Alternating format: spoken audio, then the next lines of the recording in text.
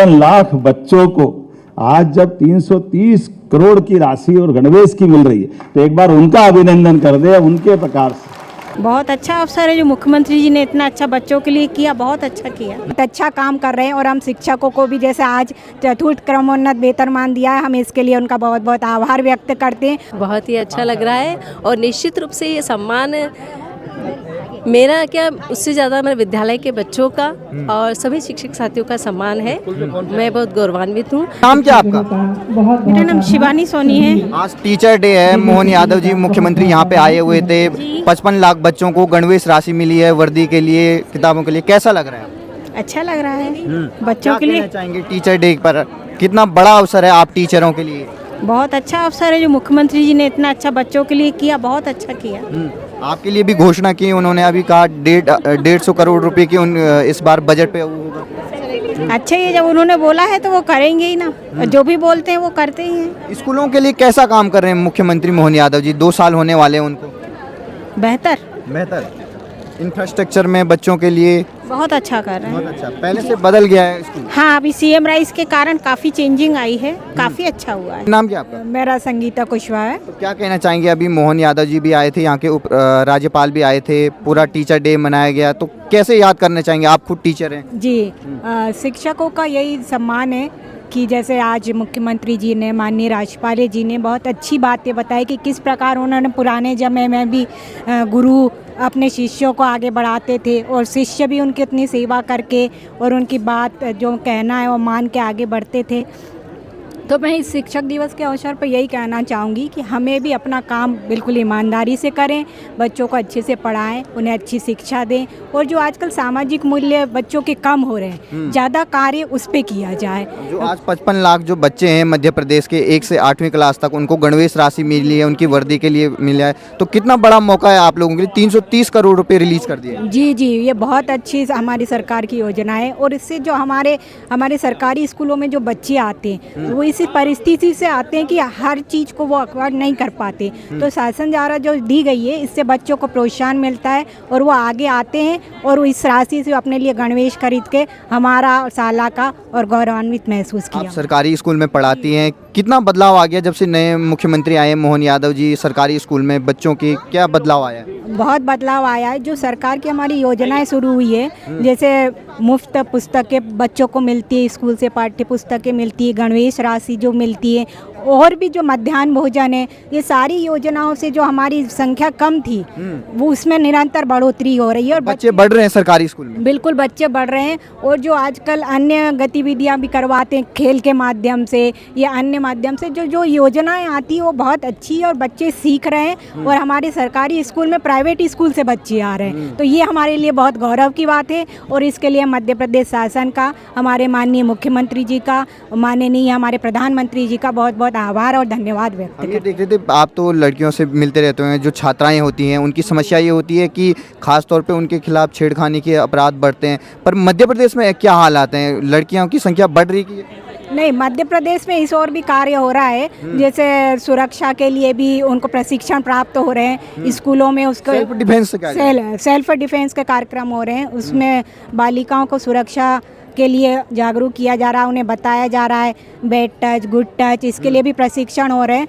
तो उसमें भी कमी आई है, ऐसा नहीं है, अब वो तो थोड़ा थोड़ा चलता रहता है, लेकिन सरकार की जो योजनाएं आ रही है वो बहुत अच्छी है और इससे हम हर क्षेत्र में प्रगति कर रहे हैं। आपके हिसाब से काम कैसा कर रहे हैं मोहन यादव जी? बहुत अच्छा काम कर रहे हैं और हम शिक्षकों को भी जैसे आज चतुर्थ क्रमोन्नत वेतनमान दिया है, हम इसके लिए उनका बहुत बहुत आभार व्यक्त करते हैं। वो लगातार हमें मतलब कुछ मांगना नहीं पड़ रहा है, वो हमें लगातार प्रोत्साहन कर रहे हैं और सब कुछ हमें बिना कहे मिल रहा है, इसके लिए हमें शासन का, टीचर डे पे बच्चे भी खुश और टीचर भी खुश। हम इसके लिए हमारी मध्य प्रदेश सरकार का, माननीय मुख्यमंत्री जी का, माननीय प्रधानमंत्री जी का बहुत बहुत आभार व्यक्त करते हैं और उन्होंने हमें ये तोहफा आज प्रदान किया। नाम क्या आपका? डॉक्टर सरिता शर्मा।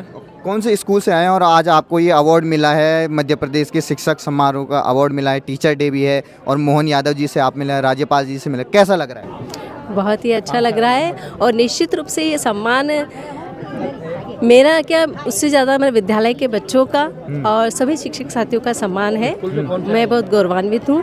मैं शासकीय एकीकृत हाई स्कूल पांदा सारंगपुर मध्य प्रदेश जिला राजगढ़ से आई आज हूँ। देखिए टीचरों के लिए भी खुशखबरी दी है, चतुर्थ श्रेणी की जो उनके पैसे बकाया थे वो दे दिए हैं और यहाँ पे जो गणवेश राशि है 330 करोड़ 55 लाख विद्यार्थियों को दी गई है। तो दोहरी खुशी दोनों के लिए, बच्चों के लिए भी और आपके लिए भी। तो कैसा लग रहा है? जी बहुत अच्छा लग रहा है कि बच्चों को भी यहाँ से राशि जारी की गई है और हमको भी।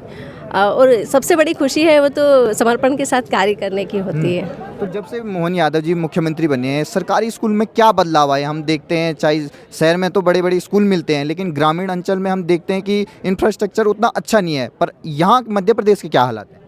मध्य प्रदेश के हालत में निश्चित रूप से निरंतर सुधार होता जा रहा है। सतत रूप से सरकार का प्रयास है कि विद्यालय को अच्छा करने का प्रयास करें। जो पहले संसाधन विद्यालयों में नहीं थे, अब वे सारे संसाधन पहुंचाए जा रहे हैं। बच्चों को समय पर पुस्तकें मिलने लगी है, समय पर गणवेश मिलने लगा। अब एडवांस में 1 अप्रैल से ये सारी सुविधाएं बच्चों को मिली है। तो सरकार बहुत बहुत हमारी ओर से उनको धन्यवाद। उनके आने के बाद बदलाव आया है, जितने भी एडवांस में अब चल रहा है पूरा। हाँ, सारे काम बिल्कुल एडवांस में और बहुत अच्छे तरीके से चल रहा है और क्वालिटी में भी सुधार आया है। बहुत बहुत धन्यवाद। जब शिक्षक दिवस की बात होगी और अपनी सरकार माननीय मोदी जी के आशीर्वाद से लगातार सब वर्गों का काम कर रही है। माननीय महामहिम का आशीर्वाद भी इतना जबरदस्त है, जोरदार अभिनंदन करें माननीय महामहिम मंगूभाई पटेल साहब के लिए। तो ऐसे में खाली बात से बात नहीं बनेगी, कुछ देना भी तो पड़ेगा। तो आज तो 55 लाख बच्चों को आज जब 330 करोड़ की राशि और गणवेश की मिल रही है, तो एक बार उनका अभिनंदन कर दे उनके प्रकार से।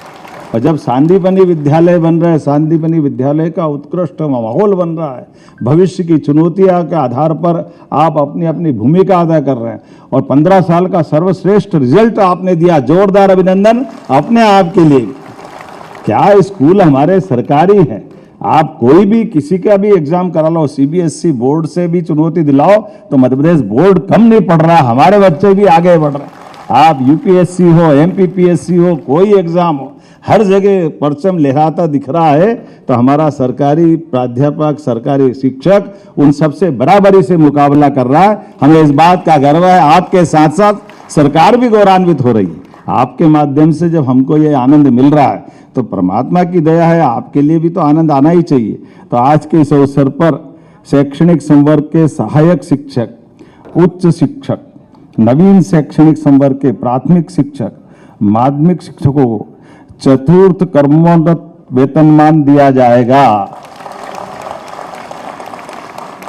जब देने की बात आ रही और 1,50,000 शिक्षक लाभान्वित, तो ताली ऐसी नहीं बजी जैसी बजना चाहिए।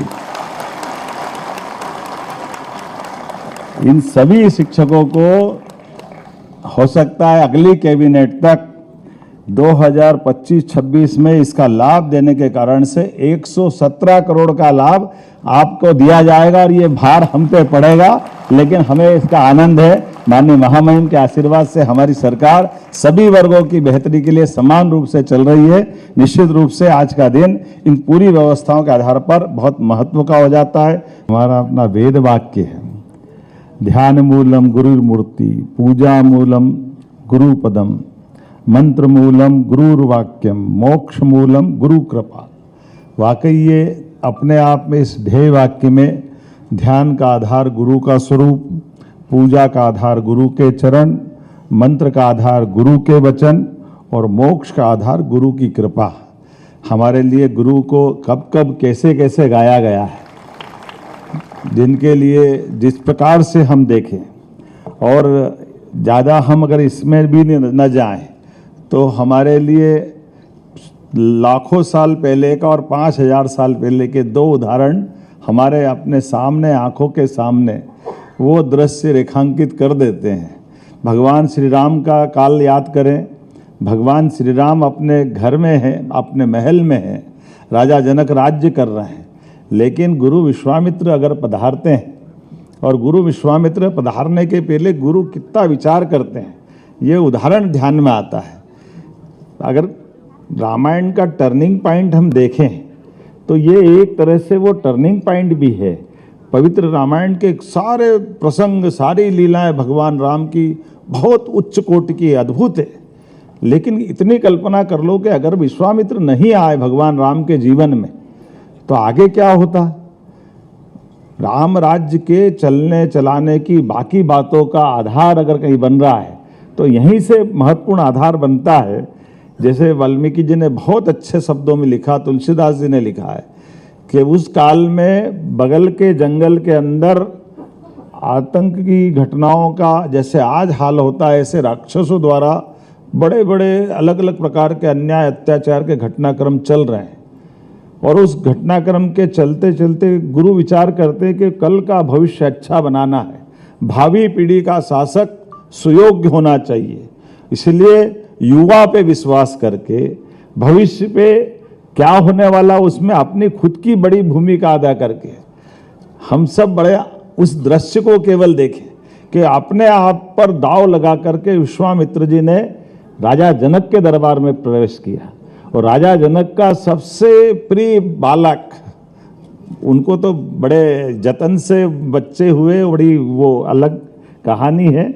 ऐसे में वो कहते कि महाराज जनक आपके पुत्र मुझे चाहिए।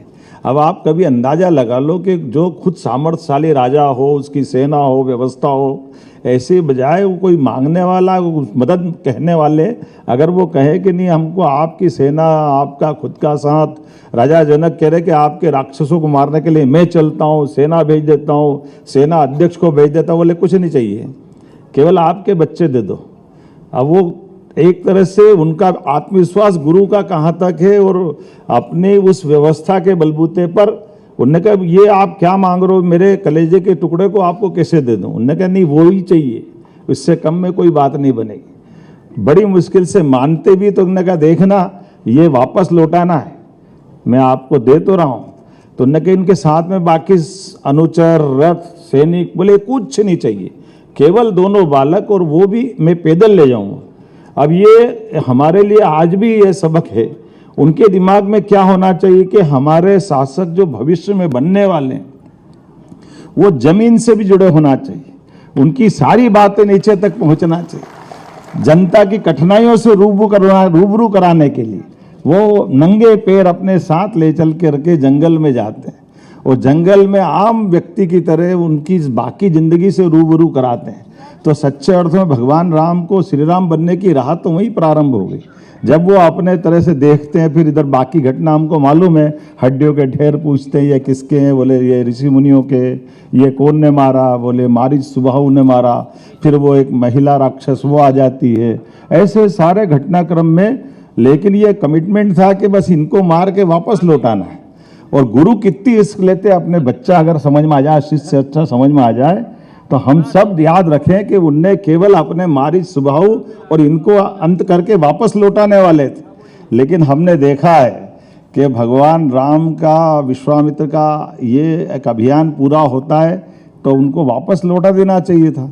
लेकिन उन्होंने कहा नहीं, यहाँ तक की परीक्षा पास हो गई, अब और ऊंची जगह इनको नया टारगेट देना चाहिए। और इसलिए हमने देखा कि वो स्वयंवर वाली घटना तो कहीं उस समय संवाद में, रामायण में तो नहीं आती है कि वो स्वयंवर में भी ले जाएंगे, वो तो अपने जंगल की बात थी।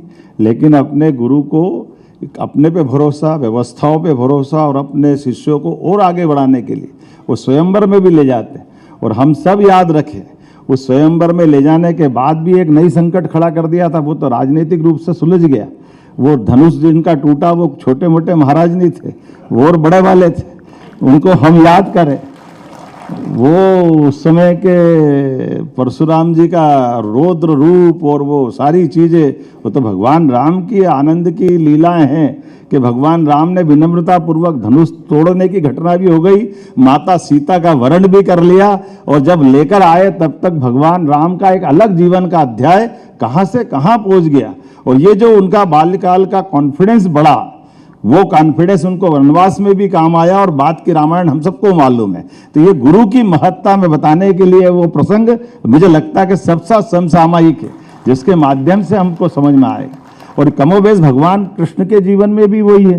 कंस को मारने के बाद जब भगवान कृष्ण उज्जैन में अध्ययन करने आए और सांदीपनि जी के संपर्क में आए, और सांदीपनि जी के संपर्क में आने के बाद उनके पुत्र को लाने के लिए परशुराम जी के पास फिर भेजते हैं। आपके बाद परशुराम जी खुद सुदर्शन चक्र देते, उससे वो अपने आतंकवादी तत्कालीन द्वारका के पास के उस यम नाम की जाति, अब हम गलती से ये आज जामनगर हो गया गुजरात का, ये पुराना यमनगर है जिसके आधार पर वहाँ भी युद्ध लड़ते हैं और भगवान अपने गुरु पुत्र को लेकर के अपने आचार्य को लौटाते हैं और उसके बाद में सुदर्शन चक्र और वहाँ से मिलने वाला पांचजन्य जीवन भर भगवान की धरोहर बन करके एक अलग रूप में लेकर, जब भी जीवन का सबसे बड़ा कष्ट आया तो उनने उंगली ऊपर करके भगवान के आशीर्वाद को तो पाया, जो सुदर्शन चक्र के रूप में जीवन भर रिया। मोदी जी भी सुदर्शन चक्र तो बना रहा है, जोरदार अभिनंदन करें। आज के दौर में भी दुश्मनों से सुरक्षा के लिए वो सुदर्शन चक्र से आज के सुदर्शन चक्र तक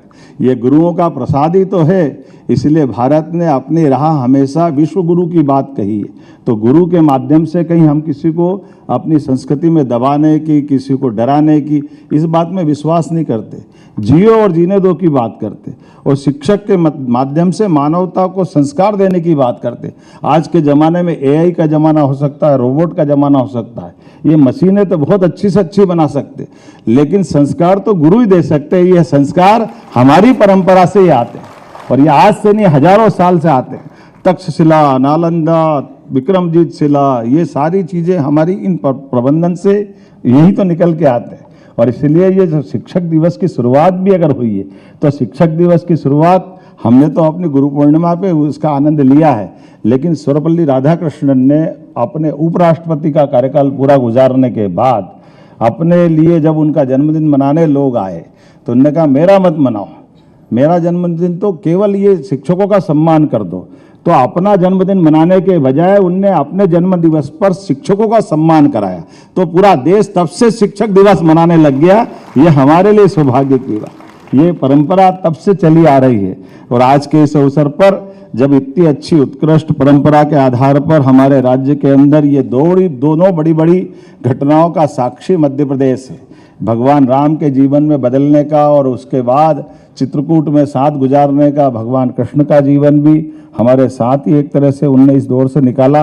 और एक तीसरा गुरुपाद पूज्यपाद हमारे ओंकारेश्वर में शंकराचार्य जी का जीवन भी हमारे यहाँ से ही बदला है।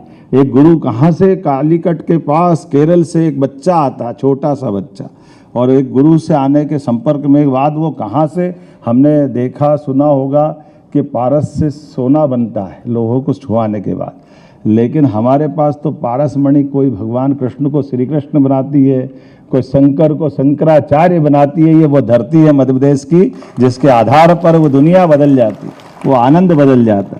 तो मेरी अपनी ओर से आज के इस अवसर पर आप सबको बहुत बहुत बधाई।